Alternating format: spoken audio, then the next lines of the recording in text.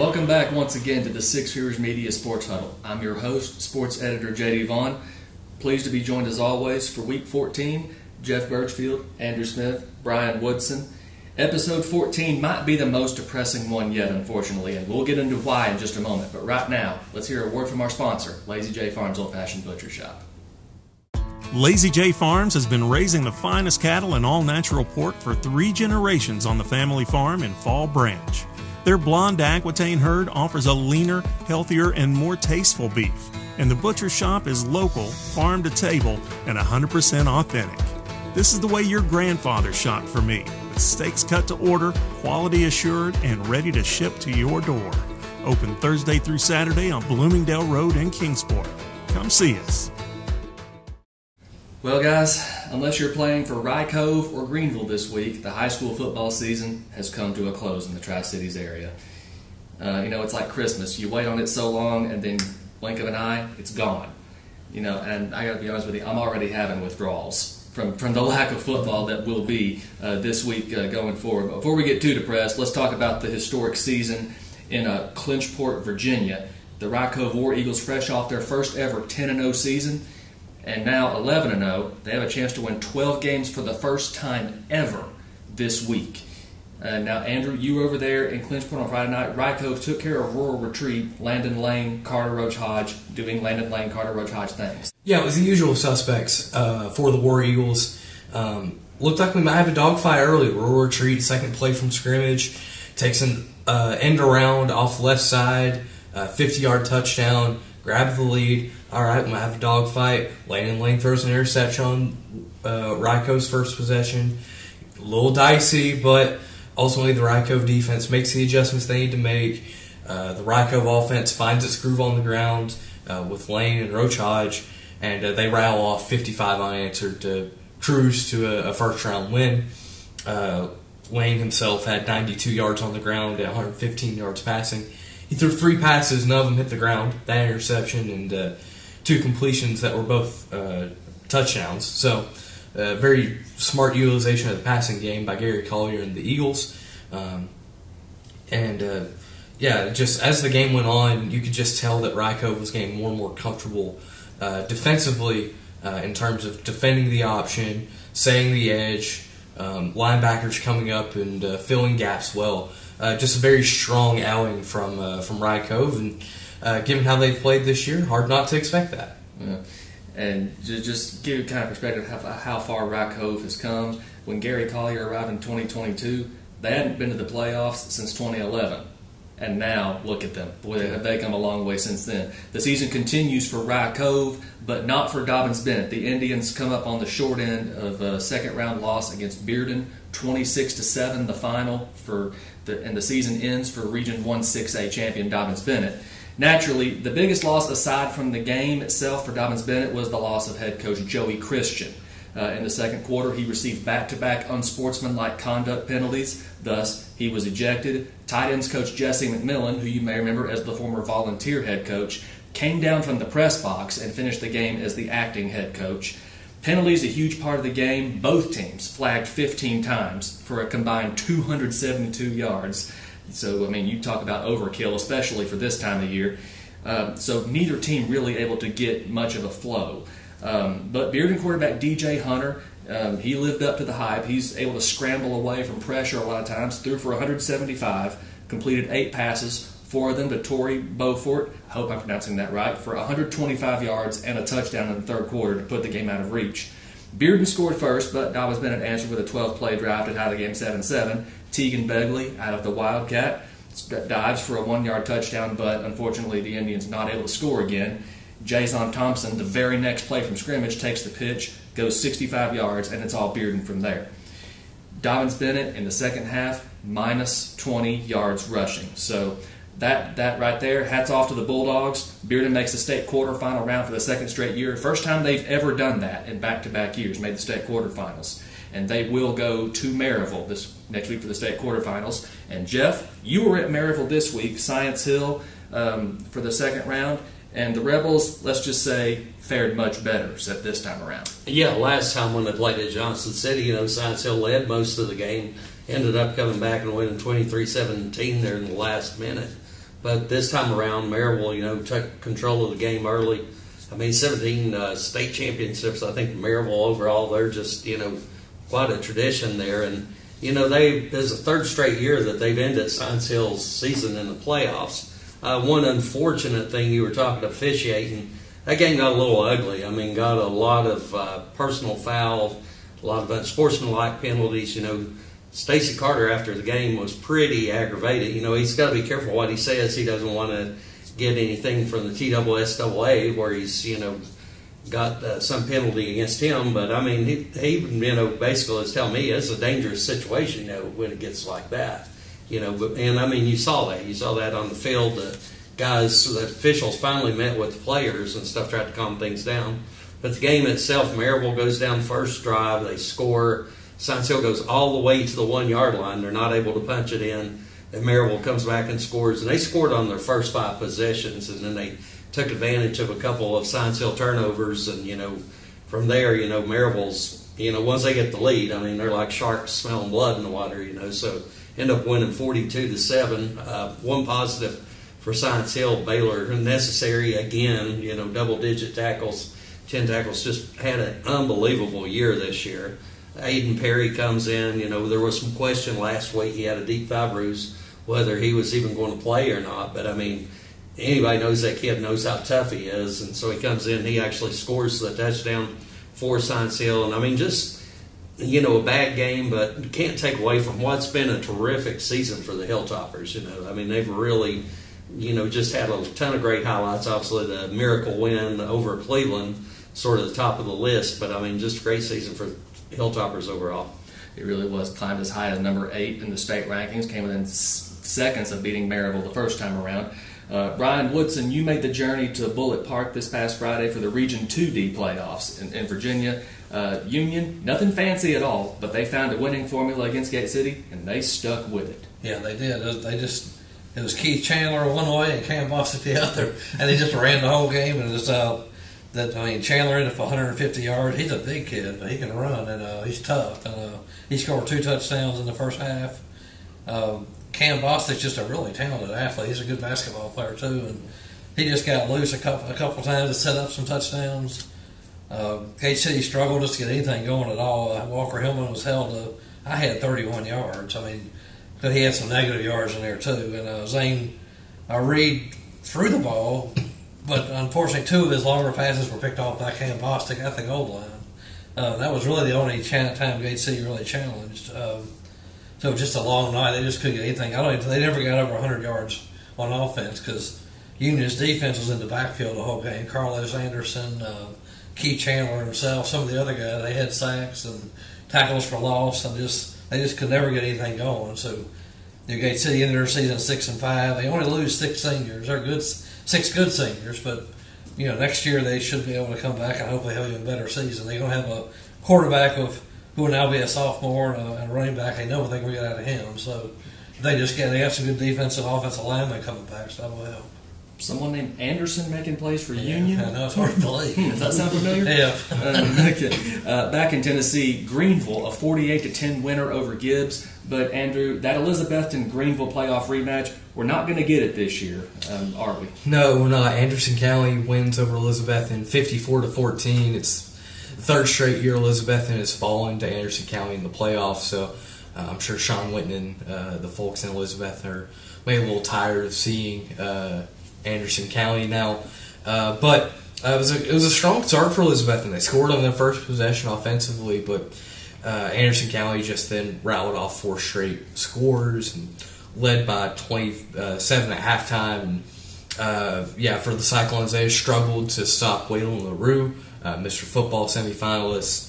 278 all-purpose yards, 5 touchdowns, just kind of doing a little bit of everything there for the Mavericks. And they'll be taking on Greenville, who took care of Gibbs 48-10. A little dicey early, but Carson Quillen definitely helped settle things down there for the Green Devils. 305 yards on the ground, 5 touchdowns.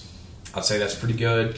Caden Ball added 178 yards and a touchdown through the air. And, it was just another strong night there. A little slow start, but a strong night for Greenville. And as you mentioned, unfortunately, no rematch for Greenville and Elizabeth in this postseason. But we do get two Mr. Football semifinalists. In the quarterfinals, Carson Quillen and Waylon LaRue. Boy, what a matchup that's going to be absolutely. in the quarterfinals at Anderson County this week.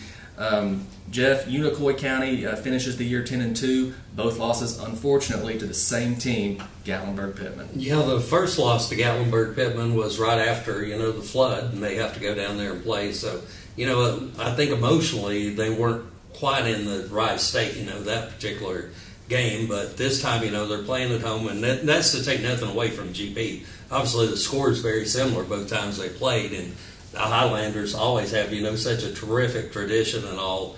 We know they're, year after year, they're one of the top teams in the region and in the state.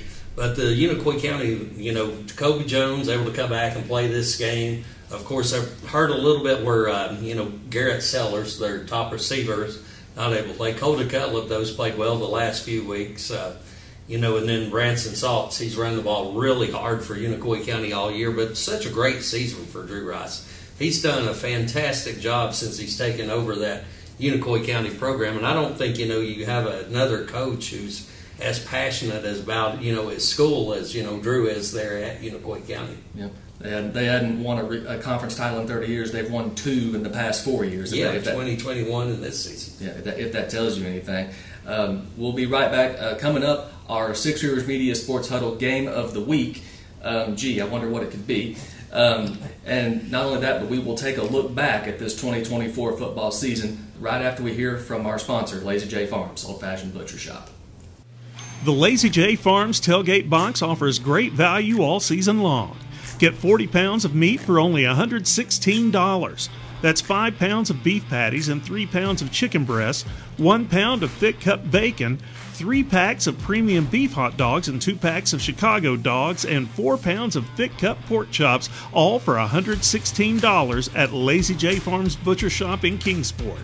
Visit us online at lazyjbeef.com. Our 14th and final Six Rivers Media Sports Huddle Game of the Week for this football season takes us to the Eagles' Nest up in Clinchport. Rye Cove welcoming Grundy for the Region 1D semifinals on Friday night. Brian, the War Eagles set a program record with 11 wins last season. What does Rye Cove have to do to get number 12?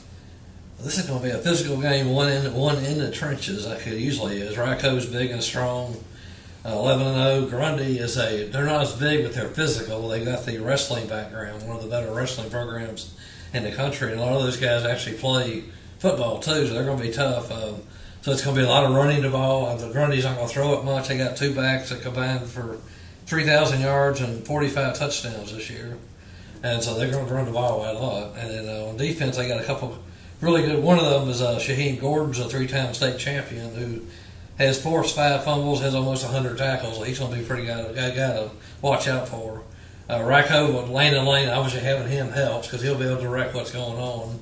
They got Blake Owens back last week to help out with the running game. Carter Roach Hodge is a good guy. Will Hollins and Rollins, they can both run pretty well. If they throw the ball, they probably won't throw it a whole lot in this game depending on the weather. It looks like it's going to be pretty cold and maybe be some precipitation, snow or rain or something, or maybe it's going to be an interesting night over in Clinchport, that's for sure. But they'll just have to. It's going to be like a physical game. I think it'll be a low-scoring game, and they're just going to have to hang in there until the end and try to pull it out at the end, kind of like they did with Chilhowie and with Honaker, where they pulled away at the end. I think they probably kind of thought, and I did too, I thought they would get a rematch of Honaker, but Grundy just blew them away with 66 points. They scored 58 points a week before that, so Grundy can score. So in other words, it's going to be cold, so it's going to be football in November. Yeah, that's right. Yes. And it's hard to believe, something else. Grundy football has been around since 1926. Rye Cove since 1960. Yeah. They've never played. Yeah, never played. I was surprised by that too. Yeah, it really is.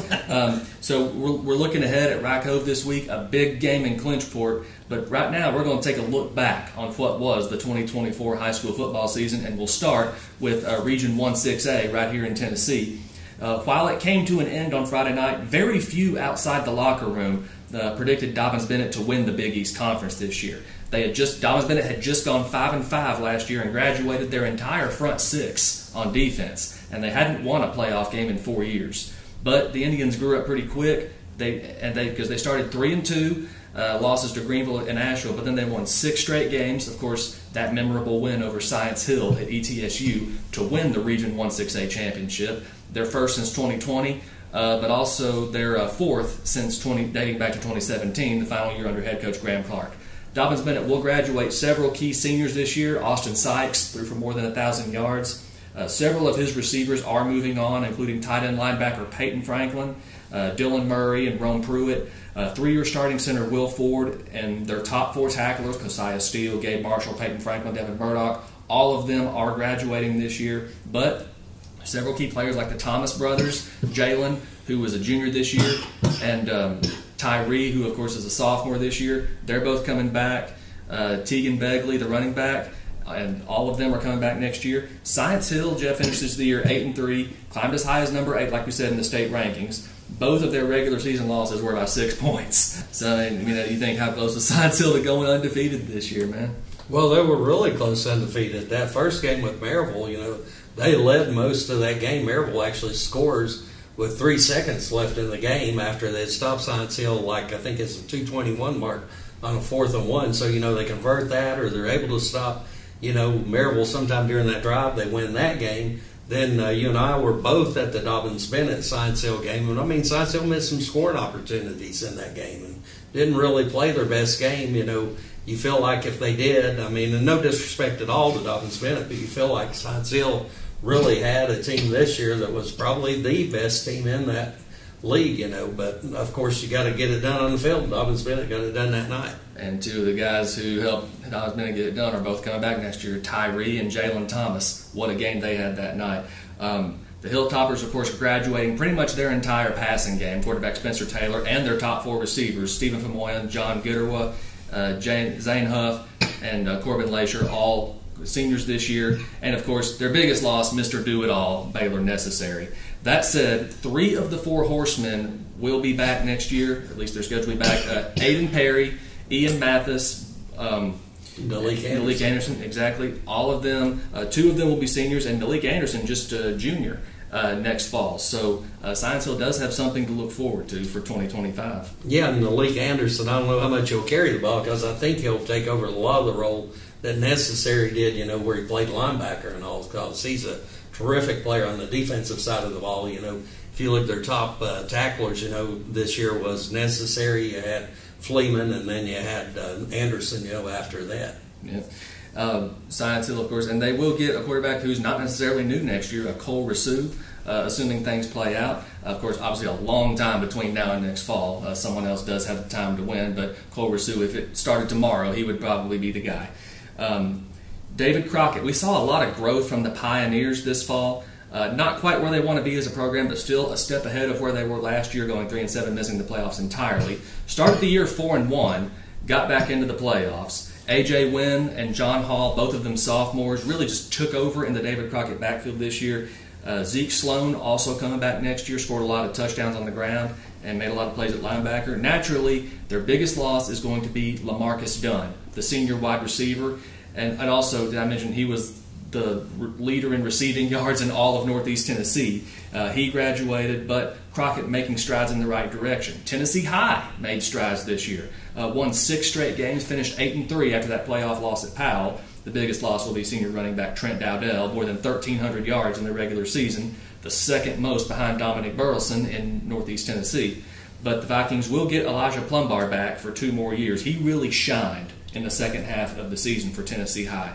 And looking down to classes 3A and 4A, Jeff, what a season for both Unicoi County and Johnson County. Unicoi County we talked about earlier.